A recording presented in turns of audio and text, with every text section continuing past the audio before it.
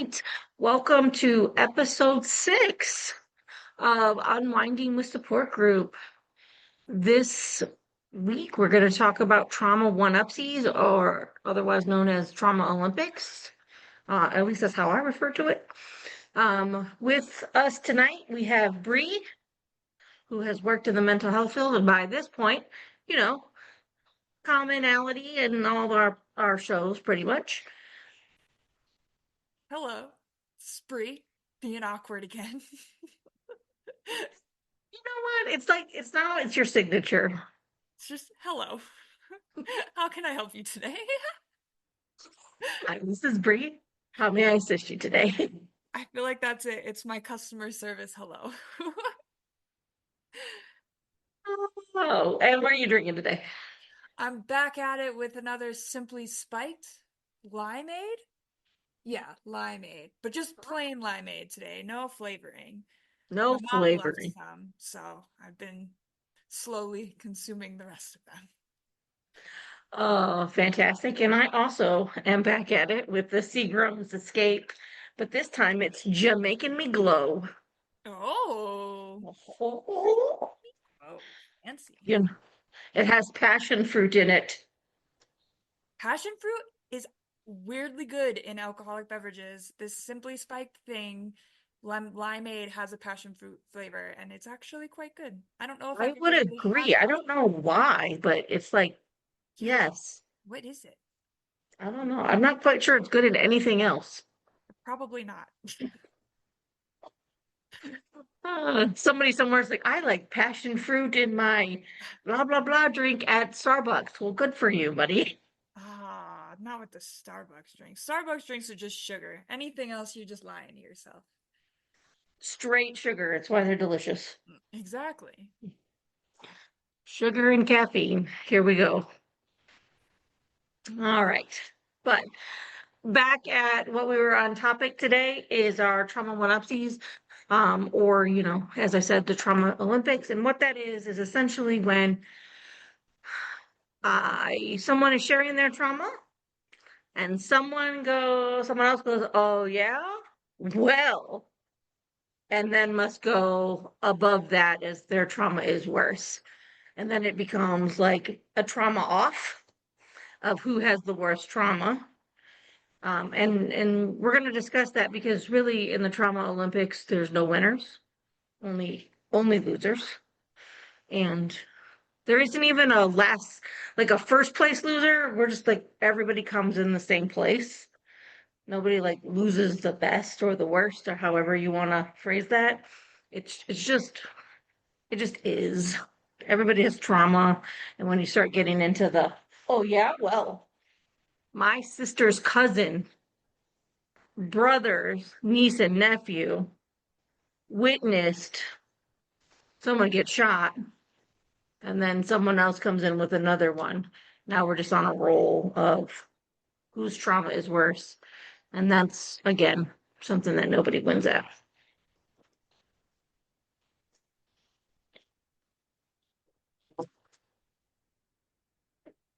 So, my first question is, Bree, I know you've witnessed this.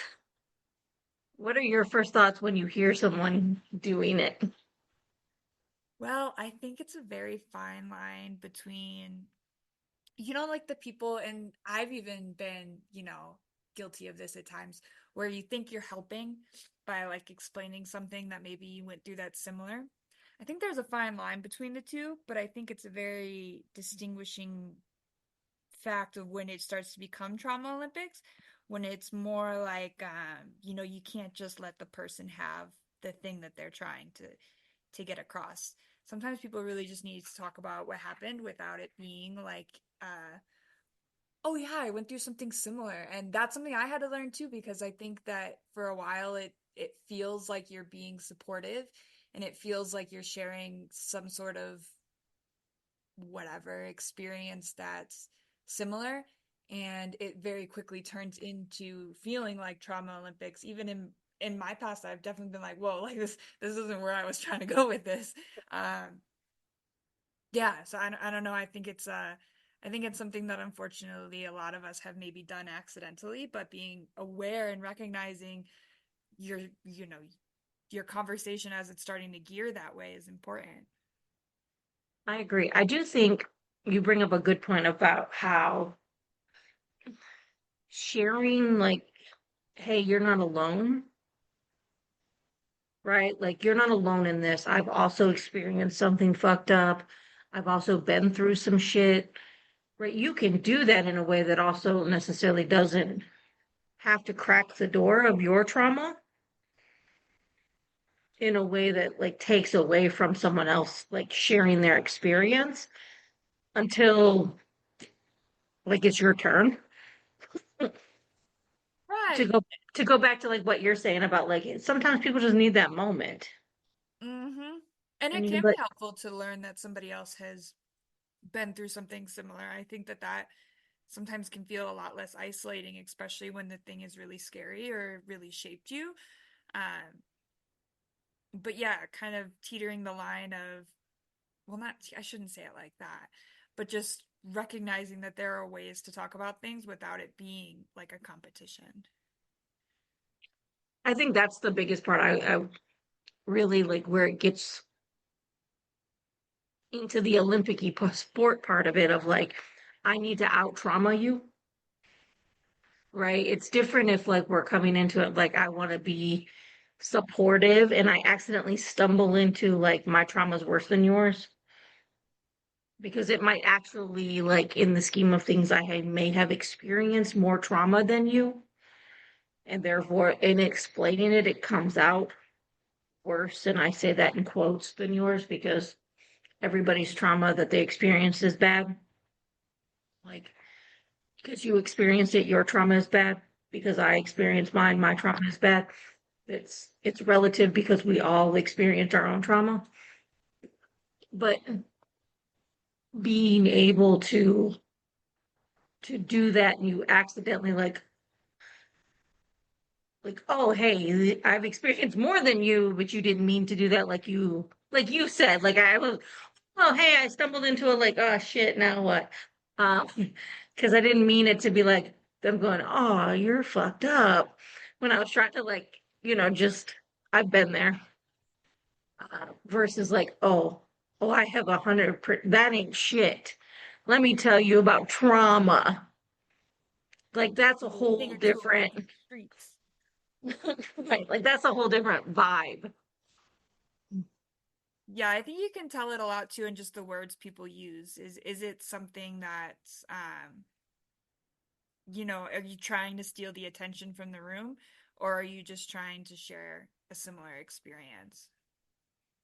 Yeah, I think one of the places I witnessed this most was like inpatient. Yeah, I could see that. I used to work at this residential that had a lot of people diagnosed with borderline, and Mhm. I would experience it a lot there. And I don't even know if necessarily everybody realized that they were doing it, but it often turned into a competition of whose trauma was worse and whose trauma symptoms were worse. And they would just kind of feed off of one another. Yeah. Yeah, very similarly type things like inpatient of like, oh yeah, well I did this. Oh yeah, well I also did that and then I did this and then this thing. And then before you know it, like someone has robbed somebody's mom and stab somebody else, and now they're running guns across the country. And I'm staring at this person like, you did not run guns. Something about this story is not adding up. But, your story, dude, whatever. But like my point being is like it just kept going in the I need to out trauma you in some weird street cred of mental health trauma thing that again we come back to the Olympics of it. There's no gold medal in trauma. It's not like you like, I have reached the pinnacle of trauma. I now get a gold medal. Get a gold medal for being the most fucked up in the room. I'd notice it a lot with kids. As somebody who not only works in the mental health field, but also as an adolescent, spent a lot of time in facilities that, were focused on treating mental health. I would notice it a lot then, more so than I would with adults. I think at some point adults just get kind of tired of the crap that they go through and they don't want to talk about it at all. But for kids, it's almost like it's like a coping thing almost of like I need to get this out there and I need to be worse and people need to see that I'm hurting as badly as I'm hurting, at least in my experience. Yeah, I mean, that for kids, it makes sense. There's just some developmental things that go on there of like, I need to be more, right? Like, if you think about it hierarchical, they're trying to find their place peer wise, anyways. So, where do I fit with my trauma in my peer group? Like, some of that makes sense. It doesn't necessarily mean it's healthy, but it makes sense. Um, but no, seeing it in like adults, and I've seen it like when I worked community mental health too in groups I facilitated where like people would start sharing and they would like, you'd have to really be on it for people to start to like out overshare that level of, well, you had it bad. Let me tell you who's got it bad. That ain't shit. Me I over here. I lost my job and my house and my cat died all in the same day. Like somehow we're a country music song. No, you know what it is? The worst offenders of this, and I will say this, and it is what it is people at 12-step meetings. I feel like it's such a competition of who's got it worse, and it's unfortunately normally aimed at, in my experience, maybe this is not everybody's experience, but in my experience, aimed at those who are younger, who are Mm. in the the The- meetings, and there's no way that you can, have a problem because, well, you're only 25, so there's no. I've been married 3 times. I lost all 17 of my kids. I, I sold my car for some crack. Like, I don't know. I was always like something ridiculous, and it really takes away from the crappiness of your own situation or the person who's being trauma olympicized. Um, and yeah, just it sucks. Trauma sucks no matter what it is, no matter how bad it is on whatever fictional scale you got going on. It really just takes away from that and makes an isolating feeling that much worse. I do love that you said trauma olympicized, and that that's a new word I'm using. So It's thanks for okay. that. But you're right. That idea of like, oh, you're 21. How dare you? How could you even have a problem? Mm-hmm. I've been here for 30 years before I got help and I lost everything, but it doesn't mean a 21-year-old can't lose what is everything to them. Yeah, it never Just made sense because to it's me. not three wives and 17 kids doesn't Well, mean it don't you wasn't want everything. don't you want people to get better when they're young? I don't know. I would rather people get better when they're 21 than when they're 45 and bitter. When I work substance use, there's always like something that stuck out with me, like inpatient was like, you don't see old heroin addicts, This is true. right? There's a reason, right? So like if we're talking about substance use in general, you would rather people get better younger. Yeah, figure it out.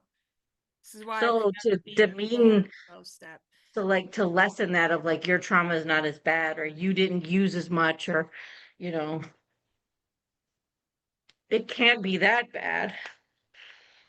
But you're right. There's also a hierarchy, the weird substance use hierarchy of who is better than anyways in the substance use world. And war stories. Who's got the Well, worst one out there? Yeah, war stories is their thing, but there's also like that what's your drug of choice and that hierarchy of who is better than who, Yeah. Yeah, and who's a, I don't know, an acceptable drug addict and right? who's not. Right. Like if you talk to an alcoholic, they'll often say, "Yeah, but I didn't do drugs." Well, you could say Right? that. Right. There's always like, "Yeah, but I didn't do." And so like that's the hierarchy, like you can see like it goes down in that way. So like it because you're right, it shows up in those meetings too, or it shows up in treatment too, which is like I said, that war stories or their I must out trauma you.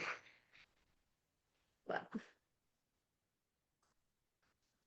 it's very much a very weird thing that I've never gotten because everybody's trauma sucks.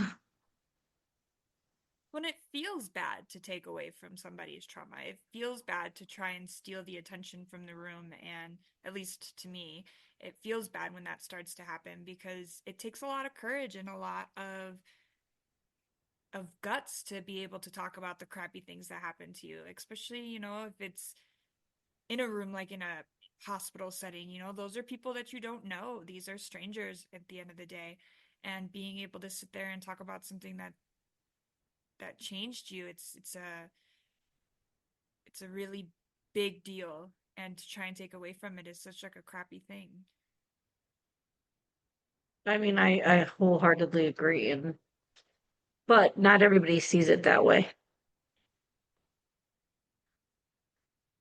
And that's the other shitty part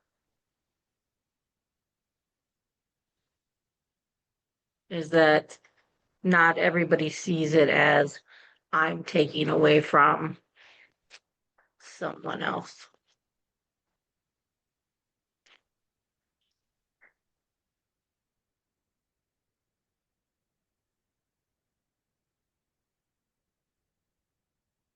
They just, you know, doing their thing. Yeah, I wonder how much of it is like obliviousness. Don't even realize that this is what you're doing,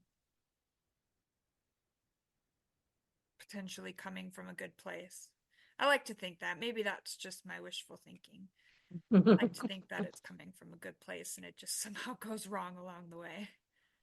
I love that you're like, well, they're probably doing a good thing. They just got a little messed up, is all. Uh, that's so cute. They wouldn't intentionally do that to anybody. No, nobody could intentionally be mean. No. Well, why would they intentionally be mean?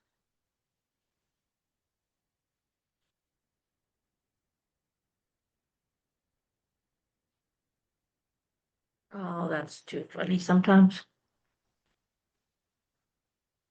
But no, it's definitely a very interesting place. Um, and again, I come back to it does nobody any good because you're right, it doesn't feel good. It's not a great, it's not a great time. And sure, in the moment there might be some momentary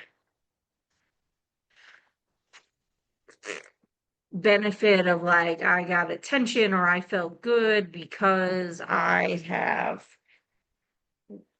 got the endorphins of the, having the most fucked up shit. The But sympathy. then what?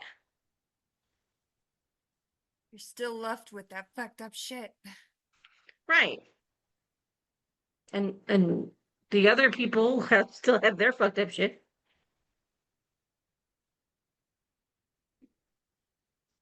So like at the end of the day, we're all still fucked up.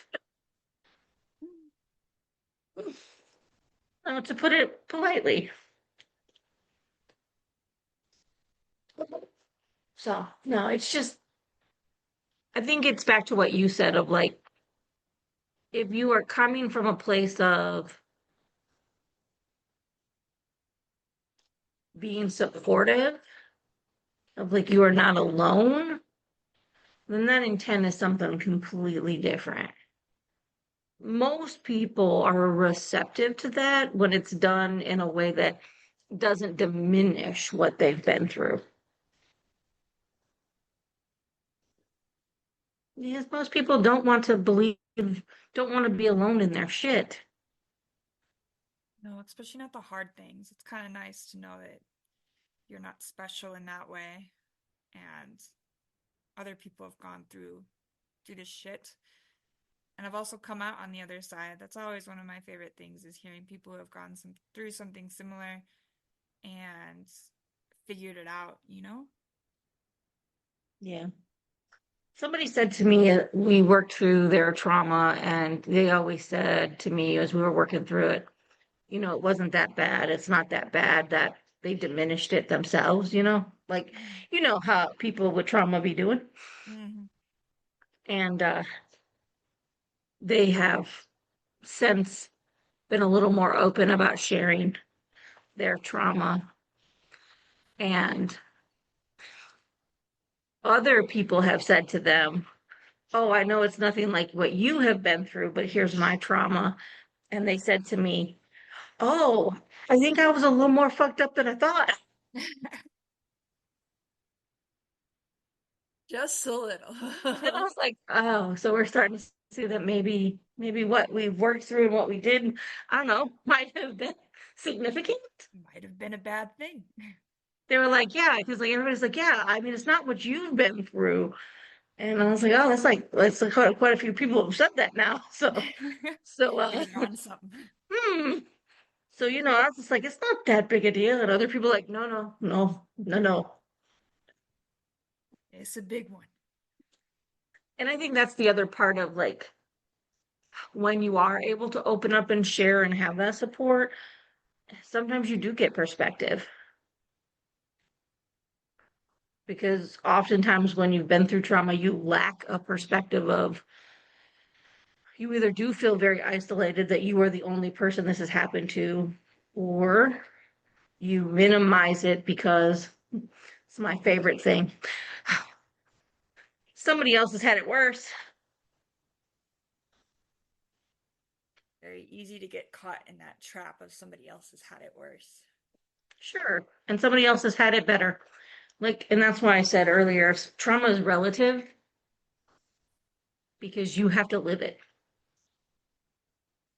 Well, and what destroyed you might not destroy me and vice versa. I mean, I can think of an event, a series of unfortunate events that I had gone through that wasn't That's what you should name your book about your a life. series of unfortunate events. If only it wasn't taken already. Damn it. Well, you have a series of unfortunate events, the life of Brianna. It is quite a few unfortunate events, but there's a few fortunate ones in there, thankfully. Uh, I think that it shaped me in a way that maybe the other people who had experienced pretty much the same thing, just at a different time, different way, uh, they kind of it didn't bother them as much, you know? And it took a while for me to kind of be comfortable with the fact that that's okay. And Mhm. it's okay that, like you can go through something that's going to really fuck you up, but someone else can go through the same thing and be all right. It doesn't make whatever happened to you worse or better. It just makes it what happened to you. Yeah, no, I agree. It's always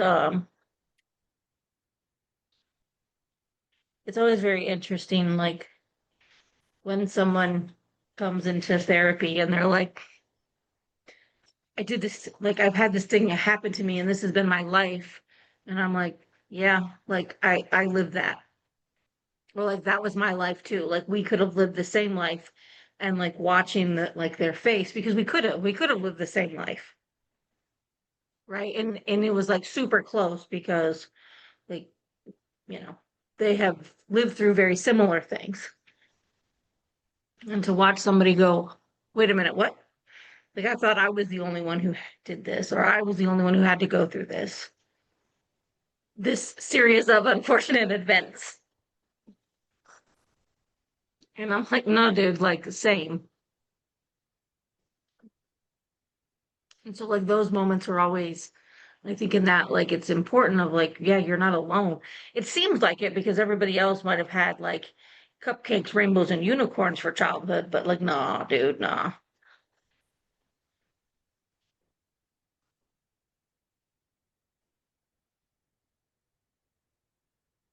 Silo's hanging off of the top of the thing. Like she's What's gonna fall what off. is Silo doing? She's gonna fall off of the cat tower. Idiot.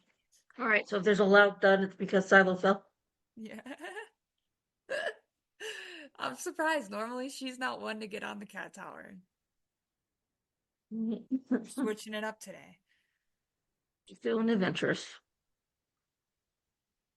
But no, so I just find it very interesting of like I said, it's that I think really what I want people to recognize as we're talking about this is a when it comes to the trauma one-upsies or the trauma Olympics that there isn't a winner. So when you do it, it doesn't benefit you, doesn't benefit anyone else. Like at the end, everybody still has their trauma and everybody still feels shitty about it.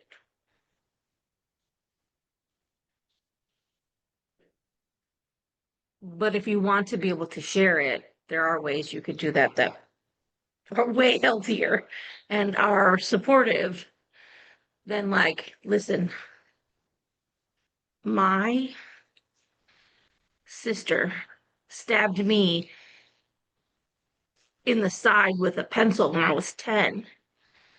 And then right after that, my cat died.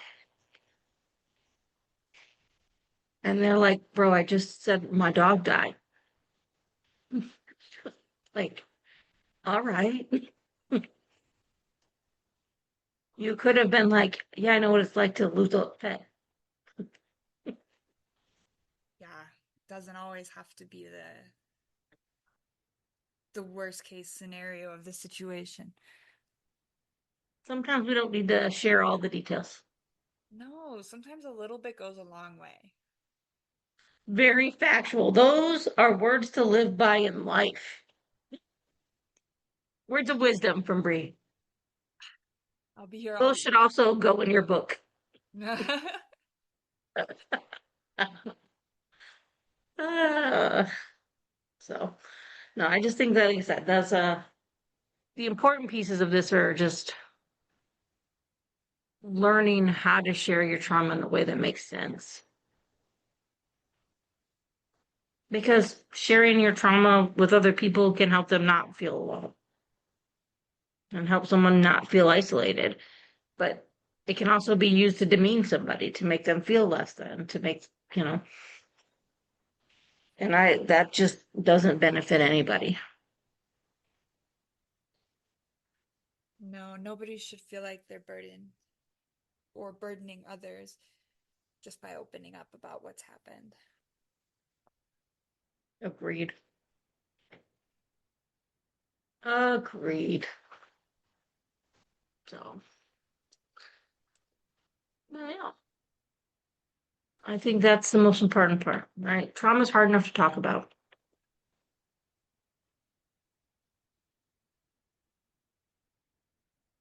It just is. Why make it harder for someone else? So, I want to promote your book now. You just got to write one.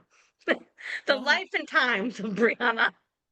I need somebody else to write the book. I'll just tell the stories. The Life and Times of Brianna. A series of unfortunate events. Series of unfortunate events. Day one, I was born. Day one, the most unfortunate event I was born. It all goes downhill from there. Nothing good happened after that. Oh shit. As your mom is like, why would you say that? Oh, my poor mother. She's used to it by now.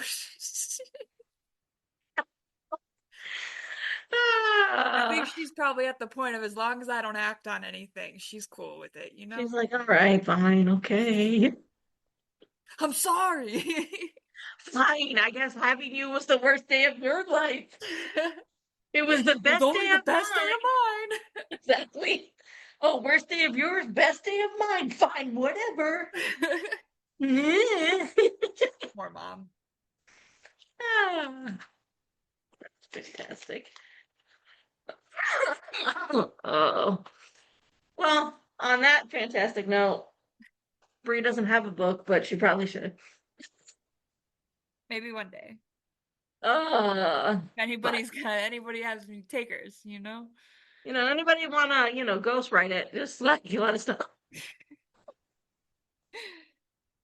Yeah, she got some stories. Uh, that's funny. But all right, Bria, I appreciate you hanging out and having this conversation with tonight. Of course, always. Awesome. And thank everybody else for hanging out with us as well. We appreciate you guys coming back and listening. If you enjoyed today's episode, follow us on Instagram at Unwinding Support or email us at unwindingmentalhealth@gmail.com.